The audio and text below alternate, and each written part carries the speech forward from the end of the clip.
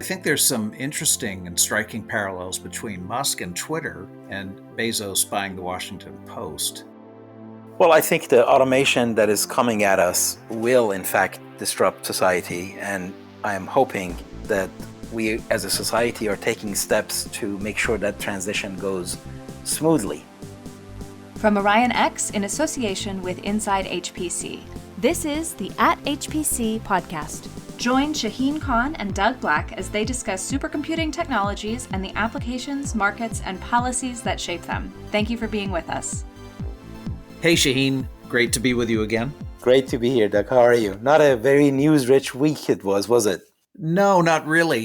Although there was one very interesting possible revelation having to do with the Sunway Taiyuelight supercomputer in China. Right, so we're launching into our top of the news then. Yes, we are. There's been, for years now, speculation on where is China on Exascale. They don't participate in the top 500. Now, the Sunway system is number 4 in the world, according to the last list.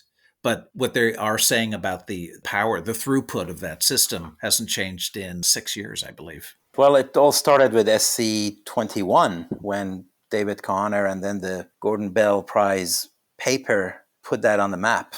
And at the time, the talk was that there are 3 systems, 2 that are squarely in the exascale realm, and then a third one that might be coming. And Sunway Ocean Light was the one that was mentioned to be 1.5 exaflops of 64-bit performance peak.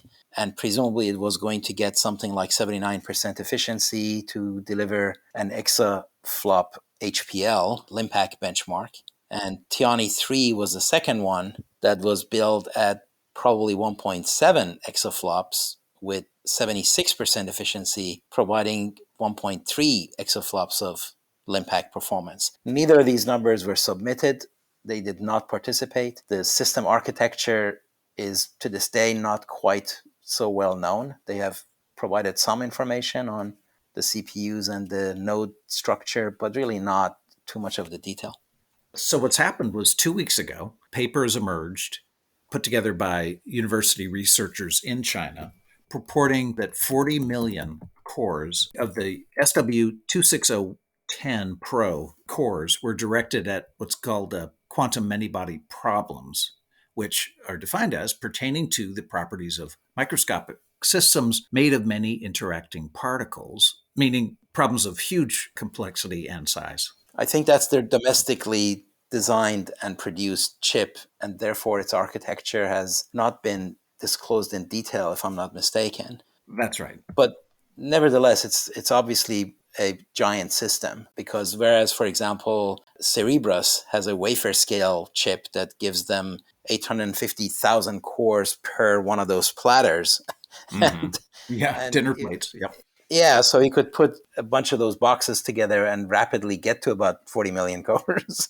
That's still a lot of boxes. If you step back, I think China is investing, and it's investing in PhDs, papers, and performance, the way I call it.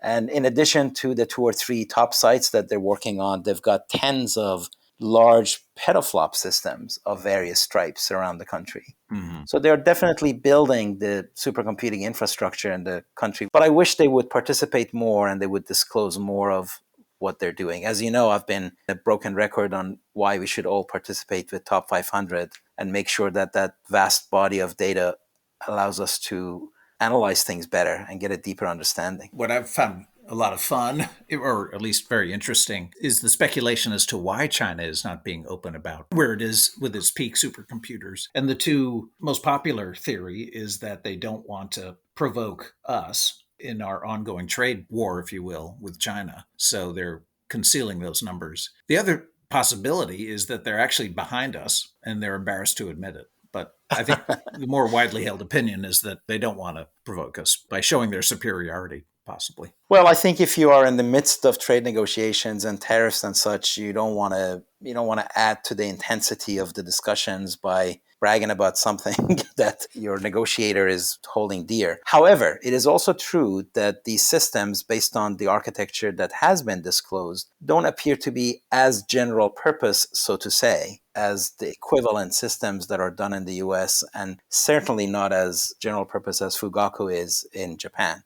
I think Fugaku is the gold standard when it comes to that. Now, these supercomputers, by definition, require a supercomputing application to perform so well, unless you go CPU only, and there are several examples of those. But as you add accelerators and vector extensions and GPUs and specialized GPUs, and as you compromise the ratio of compute performance to memory bandwidth, that ratio, the higher it goes, the less general purpose you are. And these systems, at some point, you're just building a Limpack machine that may not be good for a whole lot of different apps. Yeah, almost a stunt system. Yeah, a benchmark machine. And these aren't exactly that, but I think they're way closer to a benchmark machine than the kind of system that is being done in the US, and certainly not anywhere close to Fugaku. Yeah, and the other possibility, our friends over at the Next Platform put out a very interesting piece last November in which they talked about another revelation about Sunway and its performance. But folks in the US, their observation was that the exercise was kind of tailored down to kind of gin up very high performance numbers from the Sunway system. So who knows if that'll emerge in this quantum many-body run that Sunway had. Yeah, actually, the other notable thing is that the paper at SC21 also had to do with quantum computing and quantum simulation. Mm-hmm. This was a redoing of the quantum supremacy application that Google and NASA and Oak Ridge had done a few years ago. And they got it to go a lot faster, but it still kind of had a quantum flavor. And this one is also quantum many-body simulation. So I wonder if there's any alignment between these research applications and their efforts on quantum computing, which are also significant, because they also have done quite a bit with photonics and with superconducting elements over there. Yep, so a lot to unpack here.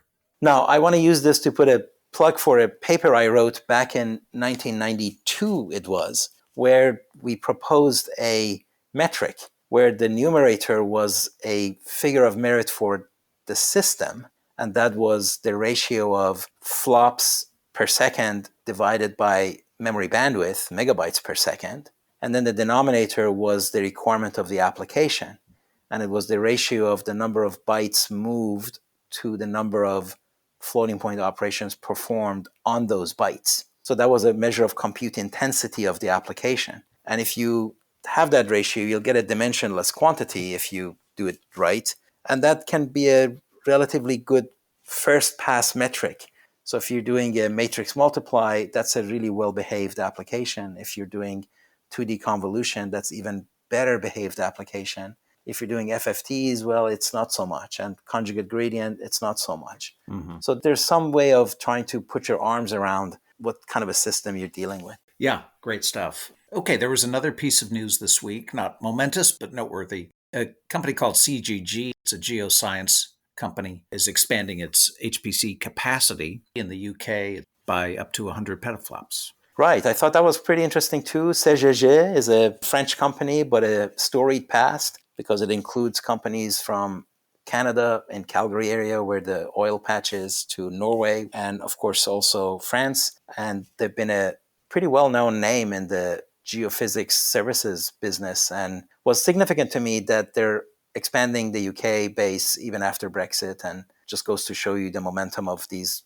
technologies stay. Whenever I see news like that, I remember distinctly when I first got into the HPC industry in the early 90s, it was said at that point that the UK had roughly the supercomputing capacity of Mexico, and they've really embraced it. There's all kinds of exciting, interesting stuff happening in the UK that we keep seeing. Yes, they've got such critical mass of higher education and research with places like Oxford and Cambridge and Imperial and Bath and others. And you go up to Scotland. The Edinburgh Supercomputing Centre has been a mainstay for a long time, also in Ireland. So that whole region of the world is pretty formidable in its capabilities. Okay, why don't we move on to our last topic, which we might be self-indulgent enough to move, looking at the future and trends and so forth and so on. But I thought it was It's very interesting that Musk is trying to buy Twitter, and maybe by the time this podcast comes out, he will have pulled it together. But I think there's some interesting and striking parallels between Musk and Twitter and Bezos buying the Washington Post. And as I see things, when you have these visionary entrepreneurs who seem to have the seer kind of abilities, when they've amassed enough of a fortune, for both of them tech driven fortunes, and you could say HPC AI technology heavily involved. But I think there's a natural tendency for players like that to move into media, to the control of information and the shaping of public perceptions is a super potent form of power. And it seems to be a natural evolution for people like that. Well, I think if part of the discussion leads us to conclude that the future of information technology is HPC, well, then I'm in violent agreement. As you know, I've been saying that for decades, and I think that is unmistakably true in my mind. And as you scale these technologies with information technology, and as you have tech-driven hyperscale and massive growth, then it becomes indistinguishable from HPC. And then going forward, it's just going to be more algorithmic, more physics-based, more an attempt to really get to the reality of nature. And all of that leads to HPC. So in that sense, I'm in complete agreement. Yeah, I think a topic that has kind of fallen by the wayside to a degree, certainly relative to, I remember the summer of 2017, Shaheen, such a hot topic was AI, super AI, moving into the automation of what are livelihoods for tens of millions of people, eliminating that work. In fact, I remember writing a piece in which AI experts from around the world were polled on when certain types of work would be automated. One of them was that the conclusion was that the creation of pop songs would be automated before there's autonomous trucks. I believe so. But in any case, to me, a dystopic trend could be that emerges is with the automation of work, the elimination of jobs, especially lower skill, lower income jobs. This could move toward mass unemployment and idleness. And a lot of that is driven by folks like Musk and Bezos, who really know how to harness supercomputing HPC combined with AI. Where that leaves us, I think is going to be a big, big question. Well, I think the automation that is coming at us will, in fact, disrupt society. And I am hoping that we as a society are taking steps to make sure that transition goes smoothly, because there's no guarantee that it will go smoothly. Now, I also think that automation is going to be indiscriminate. It's going to automate things that are automatable. And some low-skilled work actually aren't so automatable, like try folding laundry. Man, when AI does that, let me know. That's a robot I will buy when it's available. But it's like such a difficult thing to just like go through that process. And then there are things that you would wish one could automate, like politics. But then that also is like pretty complicated. So I think it's coming, and I think it's a flood that's going to keep rising. And it behooves us to have policies in place that take us through that transition in an orderly way and make sure that we have the cake and eat it too. Because the future obviously is very exciting and it's better quality of life for everyone, but the transition to the future can be painful, and that pain can and should be avoided. And again, I think the Bezos and Musks of the world are part of this power elite of technology elites. They really understand this technology. They know how to use it. It is going to be directed at automation of forms of labor. So it could exacerbate trends that are already giving us trouble. Right. Such as income inequality. Yeah, well, in fact, corporations as a whole, the world over, have a lot of power and can be represented as another branch of the government, so to say, because they hold so much sway. Now, some of the members of those corporations, like the names you've mentioned, are especially good at being in the limelight.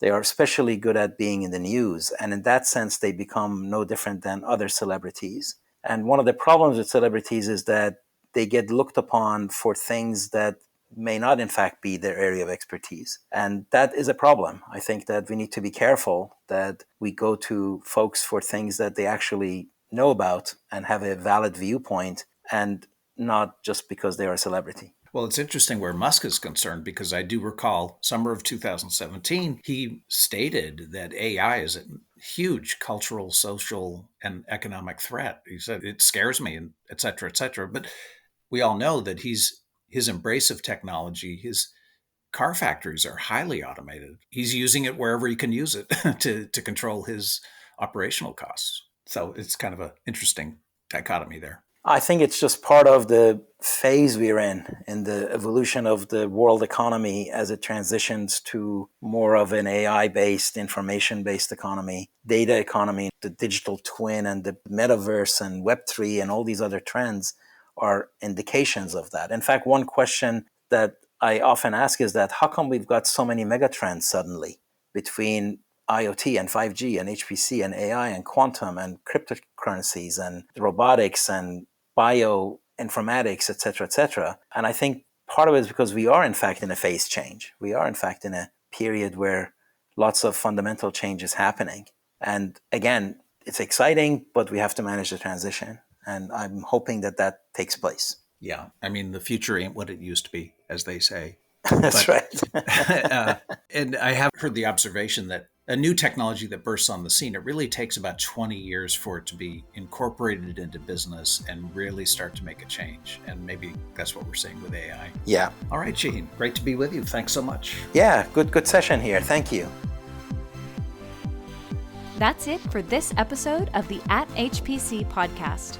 Every episode is featured on InsideHPC.com and posted on OrionX.net. Use the comment section or tweet us with any questions or to propose topics of discussion. If you like the show, rate and review it on Apple Podcasts or wherever you listen. The At HPC podcast is a production of OrionX in association with Inside HPC. Thank you for listening.